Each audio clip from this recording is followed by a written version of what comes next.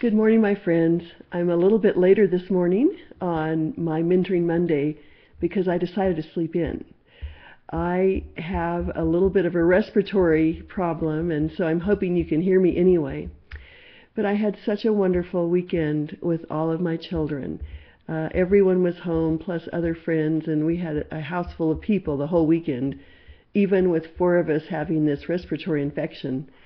But I have been thinking so much about just one thing I wanted to talk about today, and that's learning to give words of love.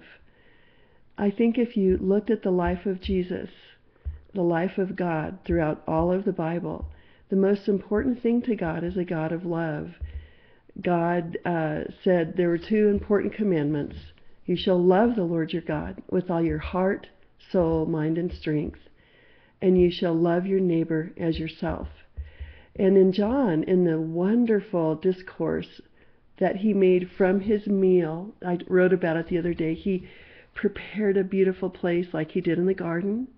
He arranged it ahead of time. He fed them food. He touched them. And then he had a 5-chapter discourse on what was important before he went to see his Father in heaven, the messages to leave to his disciples.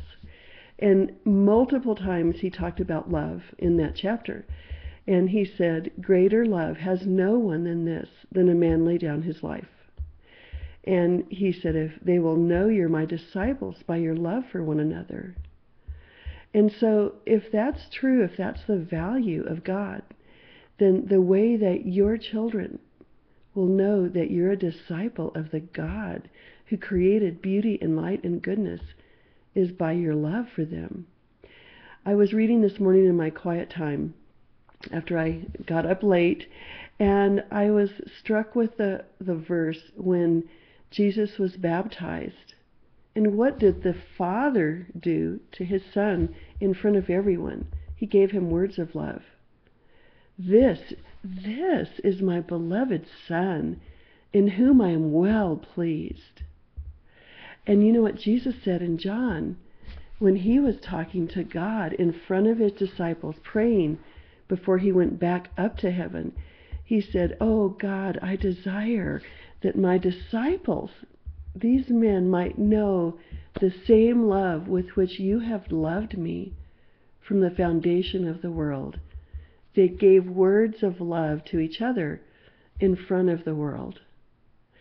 And so I was also remembering that Jesus gave words of love to his disciples. He affirmed them in front of everyone.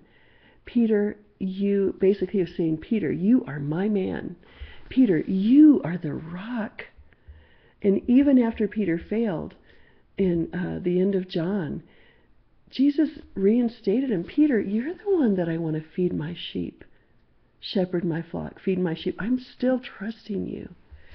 And he said about John, John, you're my beloved. You're the one I love, because that's what John needed. That's what made him feel loved. He said to Thomas, Thomas, you are a man in whom there's no guile. Probably a lawyer type. God created him to be a truthful man, a man of integrity.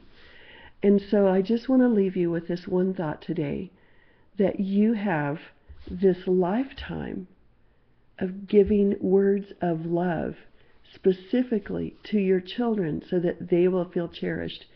The moment you accept that baby into your hands as God's will for you, the moment you see that children are a blessing, and the moment you start loving and kissing and hugging and touching and singing songs to them, getting up in the middle of night to them, you are impressing pathways on their brain that will be ready to receive the love of God, because they have received the love of God from you. You will be able to be their best friend because you know that God himself values children. God valued his Son. God is exalting his Son at the highest seat above the heavens. God believed in his Son. God created his Son to be the King of Kings and Lord of Lords, the Creator, the Redeemer of all the world. You see, when we love our children and we give them words of love, we open their hearts and make them willing to give their lives to a cause greater than themselves like Christ did. Love is the foundation. Love opens people's hearts. Love looks into their hearts and has compassion on where they are and draws them forward. Before Joy went back to college, I had the opportunity to say, I believe in you. I love who God has made you to be, and I named what I loved about her. I love who Sarah is, a woman who creates beauty and who encompasses what it means to incarnate Christ. I love Nathan's vision for wanting to be a light in a dark world and wanting to be a writer. And I tell him so. I love Joel's beautiful music, that he might change a whole generation with his desire to bring back meaning and words into liturgy and the types of music that will fill people's souls and change their view of God. But I tell him so. The beginning of laying words of love is loving your babies, speaking grace to them. You are such a blessing to me. I'm so delighted to be your mother. I'm so honored to have this chance to be with you in your lifetime. Words of love open hearts. Words of love open children to the possibilities of who God has created them to be. But our model for words of love and acts of love came from Jesus himself. Greater love has no one than this, than a man lay down his life. He loved the disciples. God could have done anything to model ministry to us, but he came from heaven, lived amongst these precious men as a servant of all of the messages of his life that were served to them through love.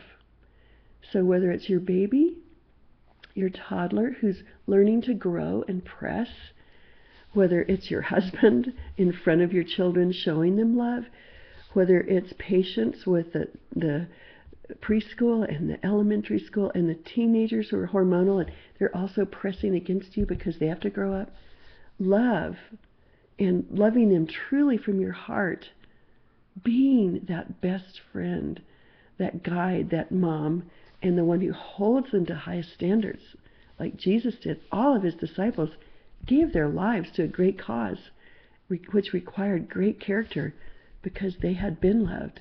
They had been shown a model of holiness, and they had been served. So today, just remember that your influence starts, it begins with love, deep, heartfelt love.